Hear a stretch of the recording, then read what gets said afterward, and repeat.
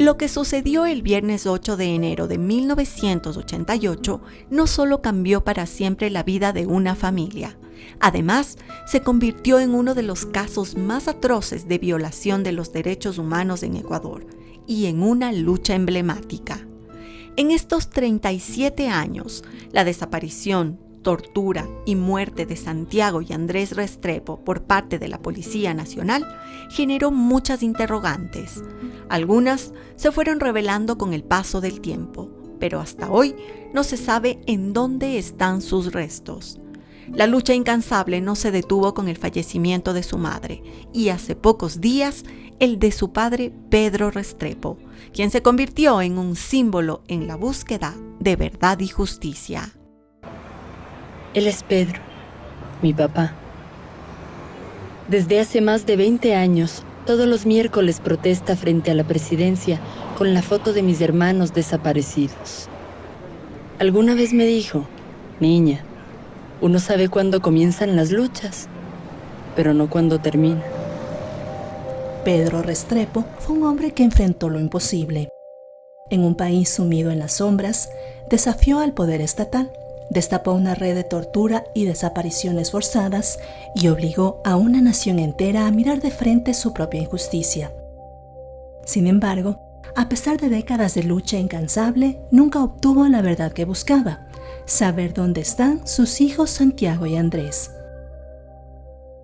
El pasado 24 de diciembre, a los 81 años, Pedro falleció tras una dura batalla contra una enfermedad respiratoria crónica que lo obligó a depender de un ventilador mecánico. Pero su partida no marca el fin de su legado. Su lucha, que trascendió la tragedia personal, se convirtió en una causa nacional y un símbolo de resistencia frente a la impunidad.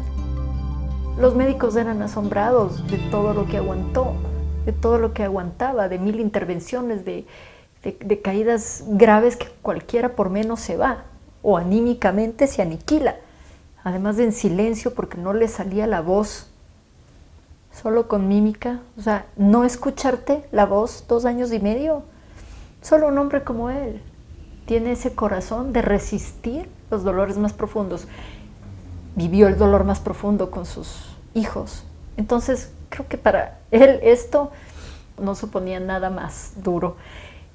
Pero ese pendiente abierto, yo creo que lo mantuvo tanto tiempo, porque no había esa paz de decir, me voy en paz, porque sé que encontré a mis hijos, o sea, logré la batalla de mi vida.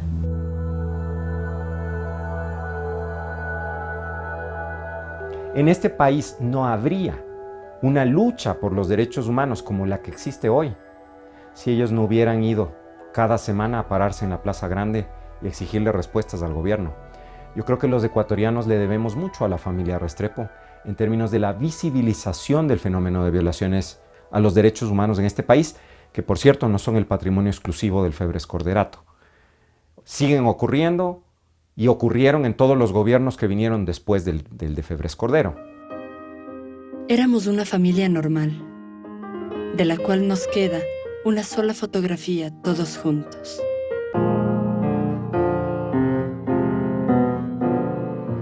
En los años 70, Pedro llegó desde Colombia junto a su esposa Luz Helena Arismendi, con la esperanza de construir una nueva vida en Quito.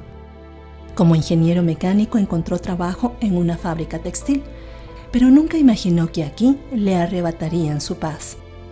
El 8 de enero de 1988, la desaparición de sus hijos, Santiago de 17 y Andrés de 14, marcó uno de los capítulos más oscuros en la historia de derechos humanos en Ecuador. Las primeras evidencias apuntaban a una desaparición forzada a manos del Servicio de Investigación Criminal SIC. Sin embargo, las autoridades intentaron encubrir el caso, presentando una versión oficial que alegaba un accidente de tránsito. Más de un mes después, el vehículo en el que viajaban los jóvenes apareció en el fondo de una quebrada. Pero las inconsistencias en las investigaciones y las contradicciones de los agentes policiales hicieron que Pedro y Luz Helena desconfiaran desde el principio. Al inicio de esta historia, pues el primer día que ya notifican a mis padres recién llegados de un paseo, de la playa con unos familiares que Santiago y Andrés no han aparecido todo el fin de semana.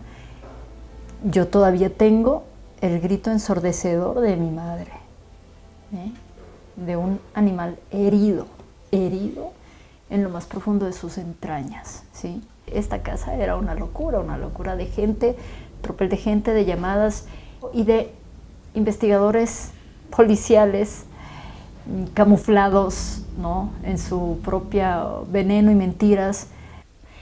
Pero claro, el sentimiento, me imagino, de un padre, de una madre es tan fuerte, el olfato, que se levantan de este engaño, o sea, ya desde los primeros días decían, o sea, es la policía, pero nos están aquí alargando las cosas porque puede ser que los niños estén un poco heridos y los quieren entregar en buen estado, pero es la policía. Desde finales de los 60, en realidad, notablemente en la década de los 70 y también en la década de los 80, casi todos los países sudamericanos estuvieron atravesados por una dinámica política particular en que gobernaban regímenes militares o regímenes civiles que eran fachada de regímenes militares, y presuntamente se estaba enfrentando una amenaza muy seria que buscaba tomarse el poder inclusive por la fuerza de las armas, ¿no?, que es la amenaza subversiva. ¿Por qué hago esta recapitulación sobre ese elemento contextual? Porque es en el marco de esa lucha antisubversiva que se da carta blanca a las Fuerzas Armadas y a la Policía Nacional para que lleven a cabo cualquier acción que sea necesaria con tal de aplacar la amenaza terrorista. Y la desaparición de los hermanos Restrepo se circunscribe a esa aplicación de esa política de seguridad nacional. Sin embargo, los hermanos Restrepo fueron dos víctimas en un universo de víctimas mucho más amplio. Otras víctimas de desaparición, víctimas de detenciones ilegales, de torturas, de ejecuciones extrajudiciales, bajo la justificación de combatir la subversión. En marzo de 1989, la pareja inició una protesta semanal frente al Palacio de Gobierno, alzando su voz en busca de justicia. Durante 20 años, cada miércoles sin falta, mantuvieron viva la lucha acompañados de familiares de otras víctimas y organizaciones de derechos humanos. La decisión es, oye, tomemos el ejemplo de las madres de la Plaza de Mayo en Argentina y salgamos a reclamar por nuestros hijos. Y eran dos padres, una tía con carteles, luego se suman de la Comisión Ecuménica de Derechos Humanos la hermana del Simonje, la hermana Laura Glynn, hasta que más familiares empiezan también a salir debajo de las piedras. Yo también tengo un hijo que capturaron en el SIC 10 y no aparece. A mi hijo lo torturaron. Y los medios de comunicación se empiezan a hacer eco de esto y empieza una lucha semanal. En el turno de 6 de la noche a 12 de la noche ingresaron dos menores. Enseguida les procedí a tomar los nombres: Santiago y Andrés Restrepo. Nuevamente ingresó el sargento Llorena y le retiró a uno de ellos, quien era el mayor. Estaba en un estado totalmente agónico. El menor, cogiendo las rejas, gritó. Fue un llanto, como que quería salir a cogerle a su hermano.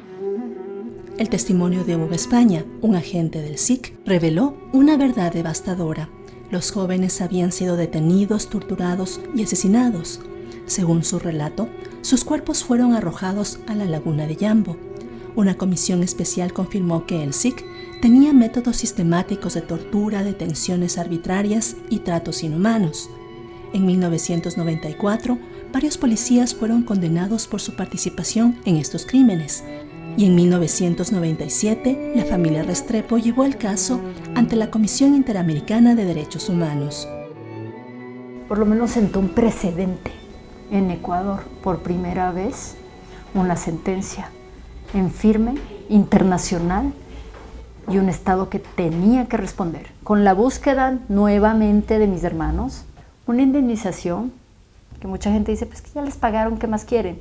Quizás esa persona pagándole por dos niños se queda callado, pero nosotros no pedimos plata para que los desaparezcan. Y dentro de también la cuestión o los deberes del Estado era la verdad total y los cuerpos, eso no se ha cumplido.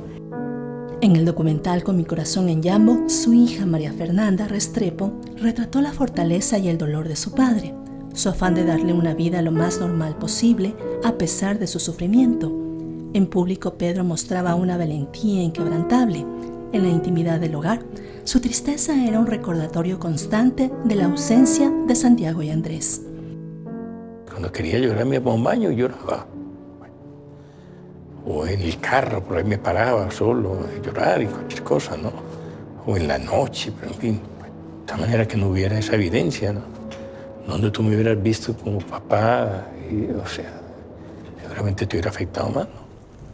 María Fernanda, cada uno de los rincones de la casa de tus padres se ha convertido en un homenaje a esta historia que lamentablemente ustedes que vivieron que vivir desde el 8 de enero de 1988. Cada pared habla de ellos, ¿no? Sí, este es como un museo de la memoria y del amor infinito de mi familia, ¿no? ¿Tú piensas cada día en ese 8 de enero de 1988? ¿Ese sentimiento ha ido cambiando a lo largo del tiempo? Mira, cuando uno tiene un desaparecido y no lo encuentra, esta ausencia te marca toda la vida. O sea, tú no puedes estar en paz un minuto hasta no tener un cierre definitivo. Y ese cierre definitivo es recuperar esas vidas que fueron tan valiosas, esos sueños de esos niños, ¿no? Entonces, esto es como un funeral abierto, donde todo el mundo te sigue dando el pésame, ¿sí? 37 años después, y donde no encuentras todavía la respuesta final a tener esa paz y ese cierre. Entonces, claro, es un constante. Ahora, eso no quiere decir que yo vivo mortificada a diario y que no tengo vida y que no, yo tengo una vida muy bonita, rodeada de mucho amor, de alguna familia, de mi hijo, de mis amigos, y eso, pues uno puede caminar con eso porque hay mucho apoyo de gente muy querida. Y no es que yo viva, digamos, mortificada, sino con un ánimo y una esperanza de poder hacer algo más. Por ejemplo, aquí hay algunos cuadros que hablan sobre esta memoria, ¿no? Mm-hmm. Sí, está el maravilloso Kickman, que hizo una de las obras más potentes, creo yo, y poderosas de su historia como artista. Él puso, yo creo que todo su corazón en esta obra, que retrata el silencio, ¿no es cierto?, y la complicidad institucional policial, y unos padres intentando empujar esa cortina, ¿no?, ese secreto, ese silencio y esa impunidad. Estuvo Guayasamín también, que también puso su voz ahí. Hay cuadros por todo lado y esos son de mi hermano Santiago, de niño. Él pintaba muy bien. Bueno, también tan duros, tan poderosos ahorita, ¿no? Toda esta tragedia que se ha dado alrededor del agua, y vemos este chico pidiendo auxilio dentro del agua, ¿no? Que a mí me sobrecoge este cuadro, la construcción de esta casa, que esos eran esos sueños de esa familia que empieza a construir una historia bonita familiar y una casa, ¿no? 37 años después, la desaparición de los niños de las Malvinas reavivó las cicatrices de un pasado que no se olvida. Nuevamente, familias atrapadas en un laberinto de dolor, incertidumbre y una lucha desigual contra el mismo sistema que Pedro desafió por décadas. Estas historias no solo evidencian un patrón de abuso sistemático, sino también la urgencia de reformar las instituciones que deben proteger a la ciudadanía. ¿Y por qué está pasando esto ahora? Porque desafortunadamente, en el Ecuador no tenemos una política nacional de prevención que sea una política integral para el abordaje de las desapariciones. Este es un país en el que desaparece mucha gente.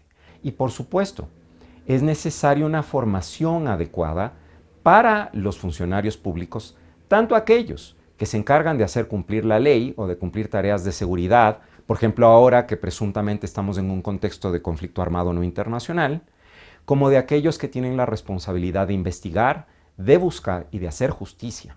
Porque no es cierto, es absolutamente mentira, que una narrativa de conflicto armado justifica cualquier acción. ¿Cómo se va a proceder contra el que sí cometió un delito y fue detenido sin orden? Le vamos a abrir un proceso y le vamos a dejar que se defienda. No le matamos, no le torturamos, no le desaparecemos.